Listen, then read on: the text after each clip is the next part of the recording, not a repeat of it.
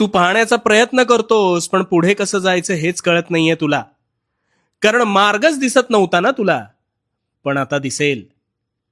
कधीतरी तू अचानक अंधाऱ्या खोलीत प्रवेश केलास की काही क्षण तुला काहीच दिसत नाही. मग काही वेळात गोष्टी ह्या हळूहळू काहीशा प्रमाणात दिसू लागतात, हो ना?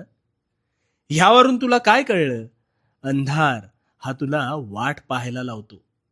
त्यासाठी निव्वळ तुला डोळे उघडे ठेवण्याची गरज असते.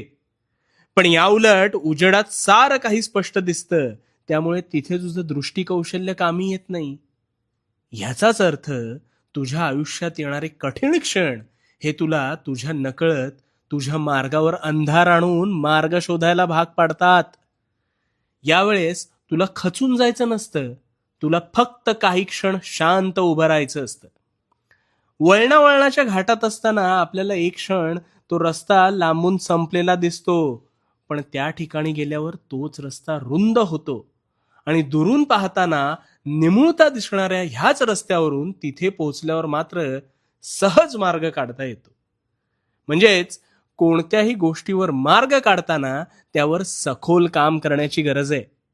हे बघ, नेमकं कुठे जायचं ते आधी ठरव, मग कसं जायचं ते तुला उलगडत जाईल. फक्त थांबू नकोस, तू चालत राहा, रस्ता बनत जाईल. कारण कष्टांना प्रामाणिक प्रयत्नांची जोड असल्यावर तुला न दिसणारा रस्ता हा तुला आपोआप प्राप्त होईल. कारण भिवू नकोस, भिवू नकोस, मी तुझ्या पाठीशी आहे. भिवू नकोस, मी तुझ्या पाठीशी.